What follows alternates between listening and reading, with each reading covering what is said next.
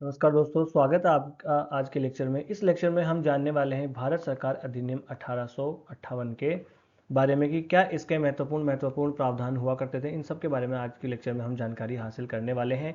इसलिए पहले हम 1853 के एक्ट के बारे में जानकारी ऑलरेडी हासिल कर चुके हैं कि उस एक्ट के प्रावधान क्या हुआ करते हैं। इन एक्ट के प्रावधानों से क्वेश्चन बनते ही बनते हैं। तो देखो, इसको समझने से पहले हम यहाँ पर थोड़ा सा बैकग्राउंड समझ लेते हैं। यहाँ पर देखिए 1853 के एक्ट में कह दिया जाता है कि कंपनी का 20 सालों के लिए नवीनीकरण नहीं किया गया है। जब चाहे वहाँ की ब्रिटेन की संसद जो है इसका जो है अधिग्रहण कर सकती है। और इसी दौरान हम देखते हैं कि किस प्रकार से 1857 का विद्रोह हो जाता है और इस विद्रोह के बाद में कंपनी जो है उसकी साख समाप्त हो जाती है। ब्रिटेन की संसद उसका अधिग्रहण कर लेती है। लगता है कि भाई अब कंपनी मामला नहीं संभाल पाएगी। 1857 का विद्रोह हो जाता है। ठीक है, अब इसके बाद में सीधा सीधा शासन आ जाता है वहाँ के सम्राट में, उस टाइम के अंडर में आ जाता है। उस टाइम सम्राट कौन हुआ करती थी वहाँ की? तो वहाँ उस टाइम पे क्वीन विक्टोरिया जो है वहाँ की साम्राज्ञी हुआ करती थी, सम्राट के साम्राज्ञी हुआ करते थे। ठीक है साहब, है ना।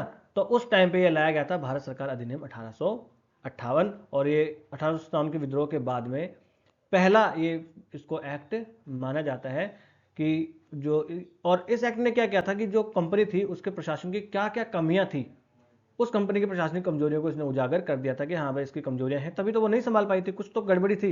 इसलिए इनको लगा कि भाई नहीं, अब तो सीधा सीधा मामला हमें ही संभालना पड़ेगा और अब कंपनी के शासन को समाप्त कर दिया जाता है और सीधा सीधा जो है ब्रिटिश क्राउन को यहाँ की सारी शक्तियां सौंप दी जाती है। जितना भी क्षेत्र अब तक कंपनी के अंडर में हुआ करता था, सारा का सारा अब आ जाता है वहां के सीधे सीधे क्राउन के अंडर में। ठीक है, अब इसकी महत्वपूर्ण विशेषताएं हम देख लेते हैं। एक तो शक्ति का स्थानांतरण ब्रिटिश क्राउन को यहां पर कर दिया जाता है।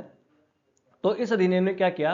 इस अधिनियम ने क्या कि जो ईस्ट इंडिया कंपनी थी ईआईसी, उसको जो 1600 ईस्वी में बनी थी और व्यापारिक उद्देश्य से भारत आई थी, उसको अब समाप्त कर दिया गया। भारत के प्रशासन के क्षेत्र की सारी शक्तियां किसको दे दी गई? सारी की सारी शक्तियां ब्रिटिश क्राउन को यानी वहां की साम्राज्ञी को दे दी गई। और भारत जो है अब वो महामहिम क्वीन विक्टोरिया जो थी उनके नाम पर शासित होने लगा। उनको बाद में 1877 में जो है विक्टोरिया की जो साम्राज्य की घोषणा होती है उसमें भी फिर उनको भारत की साम्राज्य घोषित कर दिया जाता है। हालांकि पर यहाँ भी अब सारे के सारे भारत की साम्राज्य कौन होगी? अब क्वीन विक्टोरिया यहाँ पर भारत की साम्राज्य हो जाती है। और भारत के जो सम्राट होते हैं उस टाइम पे बहादुर शाह जफर, फिर उनको तो देखिए रंगून भेज दिया जाता है, वहीं उनकी मृत्यु हो जाती है और भारत के सम्राट का पद उनसे छीन लिया जाता है। अब भारत के सम्राट कौन हो जाते हैं? भारत के सम्राट हो जाती हैं क्वीन विक्टोरिया। ठीक है, अब इतने सारे चेंजेस हो गए तो कुछ और भी चेंज होगा। ठीक, बिल्कुल होगा। तो गवर्नर जनरल जो हुआ करता था, उस गवर्नर जनरल का नाम बदल दिया गया और उसका नाम कर दिया गया वायसराय। क्या कर दिया गया? वायसराय। उसका नाम अब वायसराय कर दिया। ठीक है, ये बात समझ में आ गई कि गवर्नर जनरल का नाम बदल दिया गया और उसको वायसराय कर दिया गया। और ये वायसराय जो है भारत में क्राउन का प्रतिनिधि होगा, ऐसी बात कह दी गई कि भारत में क्राउन जो है यानी वहां की साम्राज्ञी का प्रतिनिधि होगा सीधा का सीधा वायसराय। ऐसे पहले वायसराय कौन थे? तो लॉर्ड कैनिंग। लॉर्ड कैनिंग जो थे ये भारत के पहले वायसराय हुआ करते थे। इनका कार्यकाल हुआ करता था, माफ कीजिएगा, 1856 से लेकर 1862 ईस्वी तक जो है इनका कार्यकाल हुआ करता था। तो देखो मैं एक बार फिर से आपको बता दूं। सबसे पहले 1773 के एक्ट ने क्या किया था? बंगाल के गवर्नर को बना दिया बंगाल का गवर्नर जनरल। और लॉर्ड हेस्टिंग्स जो थे वो हुआ करते, वॉरेन हेस्टिंग्स पहले गवर्नर जनरल बंगाल के। फिर 1833 के एक्ट ने बंगाल के गवर्नर जनरल को बना दिया भारत का गवर्नर जनरल और ऐसे पहले गवर्नर जनरल हुआ करते थे लॉर्ड विलियम बेंटिक। ये याद रह गया। और फिर इस 1858 के एक्ट ने भारत के गवर्नर जनरल का नाम बदल के कर दिया वायसराय और पहले भारत के वायसराय कौन हुआ करते थे? Lord Canning. तो देखो, अंतिम भारत के गवर्नर जनरल और भारत के पहले वायसराय कौन थे? तो लॉर्ड कैनिंग हुआ करते थे। ये आपको याद रख लेना है। ठीक है, आगे आ जाते हैं। अब यहां पर जो डबल गवर्नमेंट थी, जो दोहरी गवर्नमेंट थी, उसका उन्मूलन यहां पर कर दिया जाता है। दोहरी गवर्नमेंट क्या थी? एक तो देखिए कोर्ट ऑफ डायरेक्टर्स हुआ करता था और एक बोर्ड ऑफ कंट्रोल हुआ करता था। और ये दोनों जो है किसके ऊपर हुआ करते थे? ये हुआ करते थे गवर्नर जनरल के ऊपर। अब ये समाप्त, भाई गवर्नर जनरल का पद समाप्त, तो ये दोनों भी समाप्त कर दिया क्योंकि कंपनी का शासन ही समाप्त। तो कोर्ट ऑफ डायरेक्टर्स का क्या काम, है ना। अब इनकी जगह कौन आ गए? वायसराय आ गए। ठीक है साहब, पर वायसराय के ऊपर भी तो कोई ना कोई तो होना चाहिए, बिल्कुल होना चाहिए। तो वायसराय के ऊपर जो है एक पद बना दिया गया और उसका नाम हो गया भारत सचिव, secretary of state for India, है ना। भारत सचिव जो है इनके ऊपर फिर रख दिए जाते हैं वायसराय के ऊपर। अब वायसराय का बॉस कौन हो गया? कौन वो ओके, वायसराय का सचिव, भारत सचिव जो है वायसराय का अब यहाँ पर बॉस हो जाता है। और ये भारत सचिव कौन हुआ, माफ कीजिएगा, भारत सचिव कौन हुआ करता था, तो भारत सचिव हुआ करता था ब्रिटेन की जो कैबिनेट हुआ करती थी, जैसे भारत की कैबिनेट है वैसे ब्रिटेन की कैबिनेट हुआ करती थी, उस कैबिनेट में एक मंत्री हुआ करता था जो भारत के, देखो यहां पर मंत्री जो होते हैं अपने यहाँ उसको मिनिस्टर कहते हैं, अमेरिका में और ब्रिटेन में उसको क्या कहते हैं, सेक्रेटरी कहते हैं, है ना। तो ये सेक्रेटरी जो है, secretary for state of state for India यानी भारत सचिव जो है, ये ब्रिटिश कैबिनेट का ही एक मंत्री यानी सदस्य हुआ करता था, और वही जिम्मेदार होता था भारत के सभी मामलों के लिए। अगर कुछ भी बात होती थी वहां के संसद में जवाब देना होता था, भारत से संबंधित कौन जवाब देगा, ये जो भारत सचिव होगा ये जवाब देगा। और ये यहाँ पर किसको बोलेगा, तो वायसराय। तो वायसराय का बॉस कौन हो गया, अब भारत सचिव यहाँ पर हो जाता है। और ये भारत सचिव सीधा सीधा वहां की ब्रिटेन की संसद के प्रति जिम्मेदार हुआ करता था। अब भारत सचिव तो बना दिया, मगर भारत सचिव बना दिया और भारत सचिव की हेल्प के लिए कुछ और भी तो चाहिए। बिल्कुल, क्या चाहिए भाई, उसके हेल्प के लिए उसकी कुछ काउंसिल तो चाहिए। ठीक है साहब, तो भारत सचिव जो था उस सचिव की हेल्प के लिए एक भारत परिषद बना दी गई। क्या बना दी गई, भारत परिषद बना दी गई, और इसमें 15 सदस्य होते थे।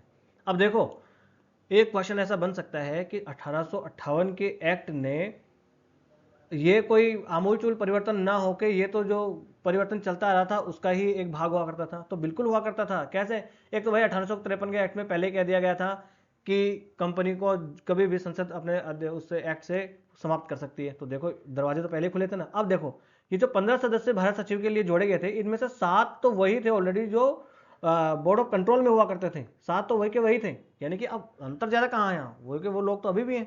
ठीक है, तो ये भारत सचिव की परिषद बना दी जाती है, भारत परिषद भारत सचिव की सहायता के लिए, और एक परामर्शी निकाय ही हुआ करती थी, यानी एडवाइजरी बॉडी हुआ करते थे। सचिव जो है उसके निर्णयों में ये सलाह दिया करती थी। ठीक है, और जो सचिव की परिषद हुआ करती थी वो एक कॉर्पोरेट रूप में हुआ करती थी, यानी लीगल एंटिटी थी वो। लीगल एंटिटी होने का मतलब क्या हुआ, इसके ऊपर कोई केस कर सकता है और ये भी किसी के ऊपर केस कर सकते हैं। तो भारत सचिव की जो परिषद है उसके ऊपर केस किया जा सकता था ब्रिटेन में और भारत में, है ना। और ये भी किसी के ऊपर केस कर सकते थे, मुकदमा कर सकते थे। जैसे कोई कंपनी होती है तो कंपनी एक लीगल पर्सन होती है ना, लीगल एंटिटी होती है, कंपनी के ऊपर भी केस किया जा सकता है और कंपनी भी किसी के ऊपर केस कर सकती है। ये आर्टिफिशियल, इसको कहते हैं हम पर्सन, है ना। ठीक है, ये हमने देख लिया। अब आ जाते हैं इसके प्रमुख प्रमुख परिणाम क्या होते हैं। परिणाम एक तो ये हो गया कि शक्ति का केंद्रीकरण यहाँ पर कर दिया जाता है। किस प्रकार से केंद्रीकरण किया गया, अब सीधा सीधा जो है वो शासन किसके अंदर में आ गया, क्राउन के अंडर में आ गया। ताज जो है, ताज ब्रिटेन का जो ताज है उसके अंडर में पूरा पूरा यहाँ पर आ जाता है पूरा शासन। यहाँ पर जो कोर्ट ऑफ डायरेक्टर्स और बोर्ड ऑफ कंट्रोल जो थे इनको समाप्त ऑलरेडी कर दिया गया था, और वायसराय जो है इनका यहाँ पर प्रतिनिधि बन जाता है, किसका, भारत सचिव का, माफ कीजिएगा, वायसराय जो है यहाँ पर प्रतिनिधि बन जाता है भारत में क्राउन का। ठीक है, तो इस प्रकार से शक्ति का केंद्रीकरण कर दिया किसमें, अब वायसराय जो है पूरा का पूरा शक्ति का केंद्र हो जाता है भारत में। और वैसा कौन होता है, ब्रिटेन की साम्राज्ञी क्वीन विक्टोरिया उस काल में हुआ करती थी, वो हो जाती है। ठीक है, और कंपनी के शासन का यहाँ पर अंत कर दिया जाता है, ये इसका परिणाम होता है भाई, कंपनी को समाप्त कर दिया गया। अब कंपनी की जगह सीधा सीधा ताज का शासन यहाँ पर शुरू हो जाता है। ब्रिटेन की जनता हो गया हम, अब भारत की जनता भी ब्रिटेन की जनता हो गई, ब्रिटेन की प्रजा हो गई, ब्रिटेन की महारानी की प्रजा हो गई सीधी सीधी। बाद में देखिए भारत में जब शिकायतें भी की जाती हैं तो यही शिकायतें की जाती है कि भाई हम भी तो ब्रिटेन की महारानी की प्रजा हैं, हमारे साथ भी तो वैसा ही व्यवहार करना चाहिए, हमें भी समानता का अधिकार दिया जाना चाहिए, यही बात की जाती थी। तो क्योंकि ये चीज़ें एक दूसरे से कनेक्टेड है इसलिए मैं आपको ये बता रहा हूँ। अब सीधा सीधा ब्रिटेन क्राउन जो है उसके भारतीय उपमहाद्वीप का प्रशासन संभाल लेती है ब्रिटेन का जो क्राउन होता है वो। ठीक है, ये एक सीमित राजनीतिक सुधार भी शुरू कर देता है। कैसे, इस अधिनियम ने प्रशासनिक संरचना में सुधार किया, है ना, और जिसमें लेकिन भारत के लोगों को राजनीतिक प्रतिनिधित्व देने के लिए कोई ज्यादा महत्वपूर्ण कदम नहीं उठाता है। हालांकि इसके बाद 1861 का जो अधिनियम आता है उसमें भारतीय लोगों को प्रतिनिधित्व देने के लिए कुछ प्रावधान किए जाते हैं। तो ये हालांकि सीमित राजनीतिक इसके प्रभाव ही होते हैं। ठीक है, फिर इसके दीर्घकालिक प्रभाव क्या होते हैं, कोई तत्कालिक बड़ा बदलाव ये एक्ट लाने में कामयाब नहीं होता है, लेकिन भविष्य के जो प्रशासनिक सुधार है उनके लिए रास्ता अवश्य ही खोल देता है। ठीक है, फिर है प्रतीकात्मक महत्व, इसका एक प्रतीकात्मक महत्व ही हुआ करता था। कैसे,